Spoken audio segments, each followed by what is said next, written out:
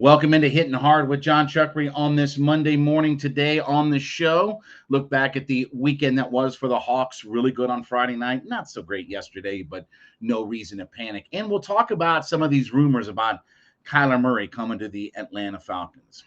Okay, anyway. It's Hitting Hard with Jon Chuckery on Locked On Sports Atlanta. This is Hitting Hard with Jon Chuckery, part of Locked On Sports Atlanta. And it starts now.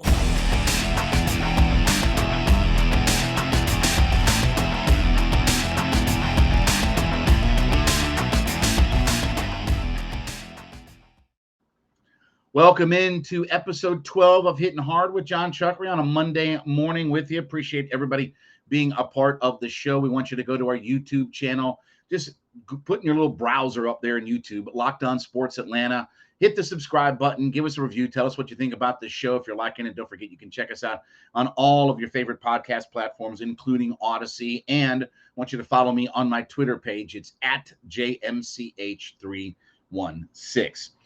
Well, it was a mixed bag for the Hawks over the weekend. So when we look back to Friday night, what a great victory. Hawks were really struggling in the first half of that game against Cleveland Cavaliers. Defense did not show up in the first half. Trae Young did not play well. Just everything that could go wrong for the Atlanta Hawks. And look, you knew Cleveland would come out motivated, excited, ready to go. This was a chance for them to be in the playoffs for the first time in a long time. They had a phenomenal season. They literally had doubled their win total from the previous year. So everything kind of fell momentum-wise in with the Cleveland Cavaliers. But they've struggled a lot here down the stretch, whereas the Hawks have kind of gotten hot.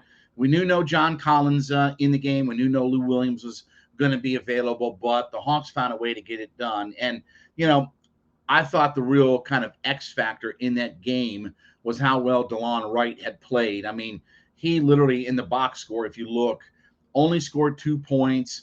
He had 4 turnovers in the game, but his defense and rebounding at 6 rebounds, his defense was outstanding. He really got the momentum on the side for the Atlanta Hawks, and he really kind of just kept defensively everything steady until Trae Young could go off. And thought in the first half, Bogey and Gallinari, they hit a lot of big key buckets in that first half where offensively they were struggling. If you look at what Hunter, you look at Trae, you look at Herter, those guys were really struggling. But I thought Gallinari and Bogey really hit some big shots in that first half and just kind of kept the Hawks at pace. And, they got down by only 10 at the half, which it could have been a lot worse considering how bad the Hawks had been shooting the basketball. But in the second half, Trae Young showed why. Again, help me understand, why is Trae Young not a viable first-team All-NBA candidate?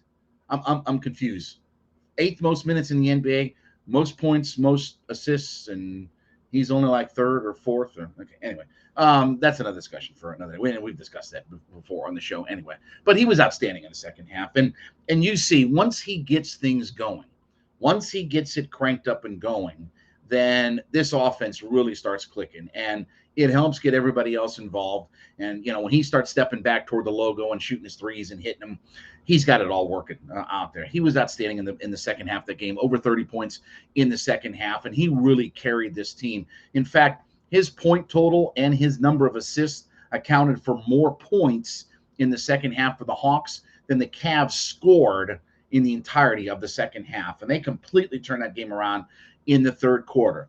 The bad news, of course, was Clint Capella going down, in that first half and being knocked out. And of course, we'll talk about Miami here in just a second, but, kind of a hyperextended knee. And you had to figure once that happened, the quick turnaround, because winning on Friday meant that Sunday early afternoon, 1:00 start, Hawks were going to be in Miami to take on the Heat. So Trae was outstanding in the second half of that Cavs game, and he really showed you why. And what's great about Trae Young is for one of the first times in Atlanta, and I was trying to rack my brain a little bit about this, we have a guy that other cities don't like, other cities fear, and other cities are just, they get aggravated or panicked by what Trae Young can do.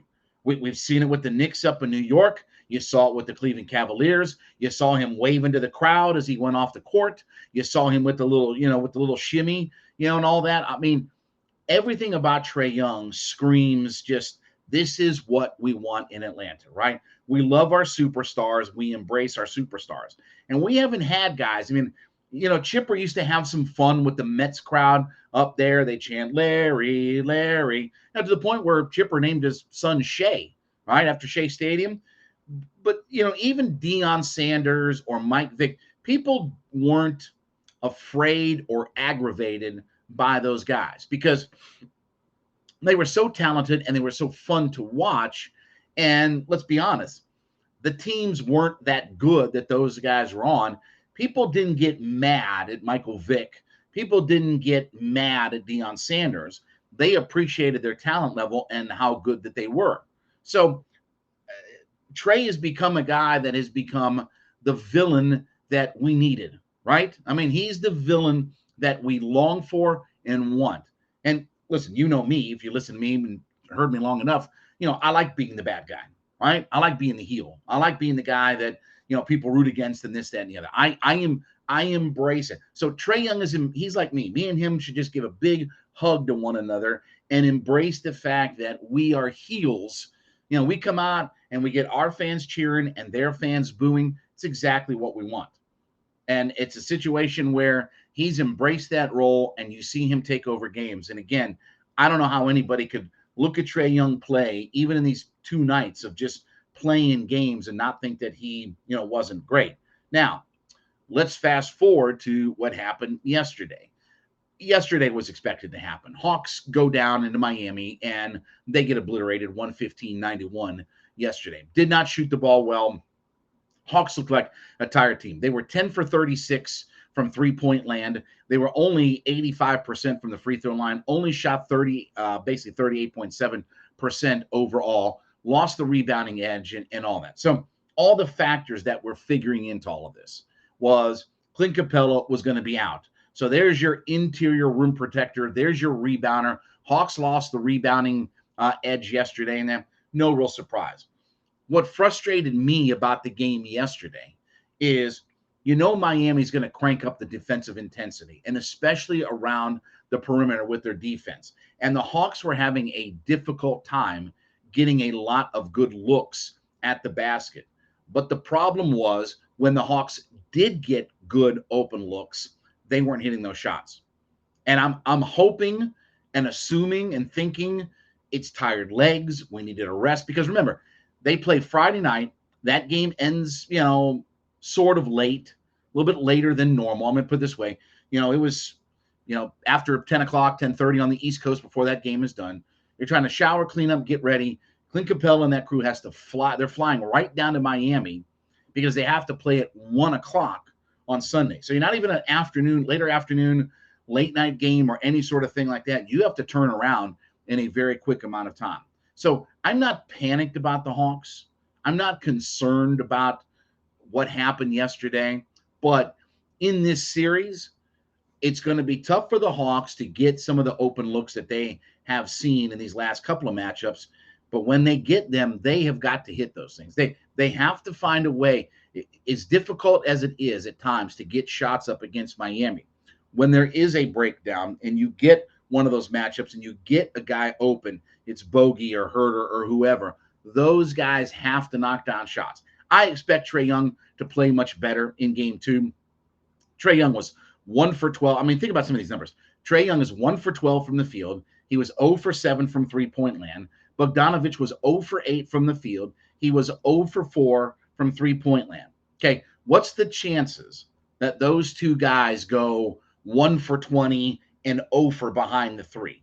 All right, slim to none and slim leaves town. There's probably very little. Now, does that mean that those guys are going to go off for, a whole crap ton of points and just going to hit threes like crazy? No, but there is a balancing act. And the Hawks look like a tired, worn-out team compared to the Miami Heat, who had a week to lay off, relax, get themselves ready for a Hawks team that they knew would be banged up, beat up, tired, things like that. So Hawks back at it coming up tomorrow night. One more in Miami, then back home. And State Farm Arena on Friday will be rocking, I promise you. That environment is going to be super exciting, and it's going to be a great time down at State Farm on Friday. All right, when we get back, talk a little bit more about this as Capella out, John Collins in, what this sort of looks like moving forward. It is hitting hard with Jon Chuckery on Locked On Sports Atlanta.